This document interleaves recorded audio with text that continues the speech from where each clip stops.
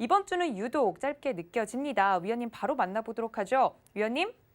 네, 자 내일까지만 우리나라 시장은 이제 진행을 되고 이제 긴 연휴 그래서 목, 금, 토, 일 이렇게 쉬고 월요일 날 또 개장을 하고 또 5월 5일 날 이렇게 쉬게 되겠는데 일단 지금 시장의 변곡점에서 일단 우리나라 시장 박스권 장중 고점을 살짝 돌파를 했습니다. 그래서 일단 슈팅이 걸리게 되면 2천까지를 저는 일단 바라는 보고는 있는데 우리나라 시장이 이제 연휴로 들어가다 보니까 여전히 시장이 아주 강하게는 좀 쉽지는 않다고 좀 생각이 돼요. 왜냐하면 오히려 강해질 거면 연휴가 지나고 나서 해외 시장이 굉장히 강하게 돌파의 흐름. 그러니까 뭐 1, 2%대 강세가 아니고 어제도 미국 시장이 올라갔어요. 올라갔는데 경제 재개에 대한 기대감이죠. 경제 재개가 됐다라든지 뭐가 확실하게 좋아졌다라든지 그런 느낌보다는 어느 정도 지금 시장의 그 불확실성을 조금씩 제거를 하면서 올라가는 물론 악재는 분명히 도사리고는 있습니다. 자, 한번 해외 시장이 어제 움직였던 흐름들을 좀 보도록 하겠습니다. 어제 미국 시장 다우존스하고 나스닥 흐름인데요.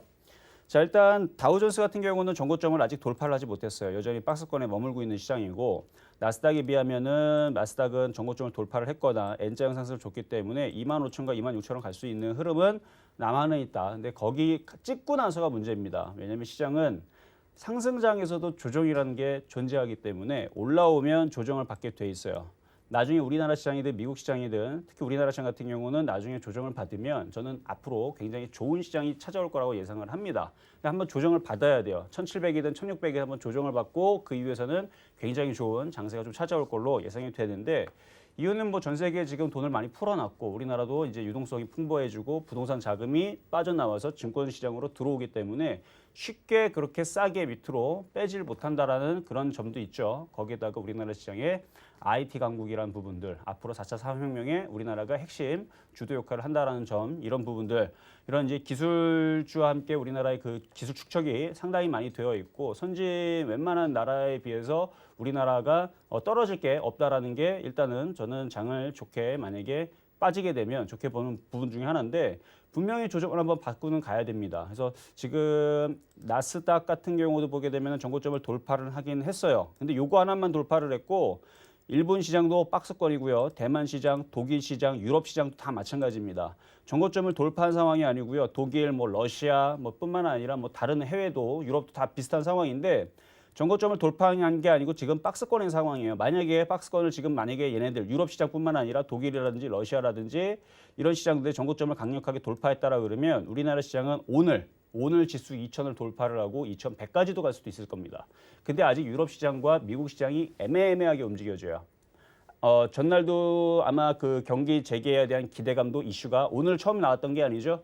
지난주도 얘기가 있었고 그리고 지난주 금요일 날에서는 이제 V자 급등에 대한 얘기도 나왔었는데 불구하고 미국 시장은 원래 그런 얘기가 나오면 5%, 7% 이렇게 폭등이 나오고 전고점 여기도 돌파를 해야 되는데 이게 쉽지가 않다는 얘기죠. 코로나 때문에. 그리고 다 모든 게 지금 다 기대감입니다.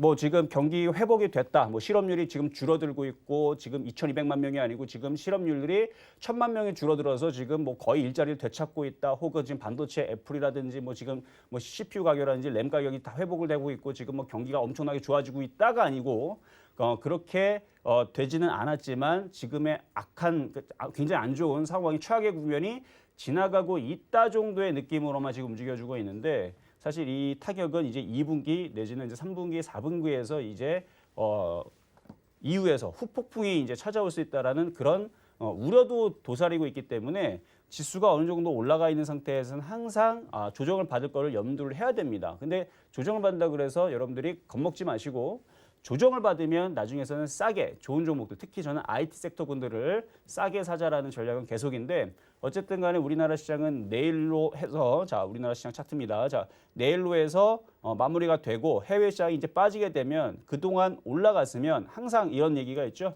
산이 깊으면 골이 깊다고 많이 올라오게 되면 조금의 조정을 받더라도 이 정도의 조정과 그다음에 짧게 받아도 이 정도의 조정은 찾아오게 돼 있어요. 많이 올라갔기 때문에 그러니까 여태까지 우리나라 시장을 쭉 보더라도 그냥 쉬지 않고 계속 올라갔던 적은 거의 없어요. 거의. 뭐 10년에 한 번 정도 잠깐 구간이 있을까 말까. 그런 대세 상승장 외에서는 그러니까 대세 상승장은 뭔가 굉장한 호재가 이제 막 겹치고 겹쳐서 그랬을 때에서나 나오는 거고 지금은 그 정도는 아니기 때문에 어느 정도 올라가고 한 번에 이제 조정은 우리가 염두를 해야 되는데 아직은 그 부분이 찾아오지 않았다는 얘기죠. 오히려 어제 그 박스권 고점인 1925, 26을 돌파를 했다라는 것은 일단은 종목들이 강하게 종고점을 그러니까 돌파를 하면서 움직이는 종목들이 지금 개별주들은 아마 나오고 있을 거예요. 그러나 거기에서 먹었을 때에서 팔고 하면서 매매를 해야 되는 거지 매매하지 않고 그냥 거기서 물려놓고 휴일장을 다 냅두고 다음 주 월요일까지 버티겠다. 이건 굉장한 모험입니다. 그러지 말고 지금은 안 움직였던 종목들 어제도 마찬가지 어제에서 안 움직였던 종목에서 금융주가 강해서 은행주를 여러분들한테 추천해 드렸었죠. 그랬더니 은행주들이 어제와 오늘 굉장히 강했습니다. 그랬던 부분들을 여러분들이 체크를 한다라 그러면 오늘도 순환매 쪽에서는 일단은 저는 이제 증권주가 금융주보다는 그러니까 은행주보다는 덜 갔기 때문에 증권주 정도가 오늘 정도 움직이지 않을까. 그래서 오늘은 표육 종목으로 증권주를 가져왔으니까 어떤 종목인지 좀 이따가 한번 자세하게 전략을 한번 말씀드려보도록 하겠습니다.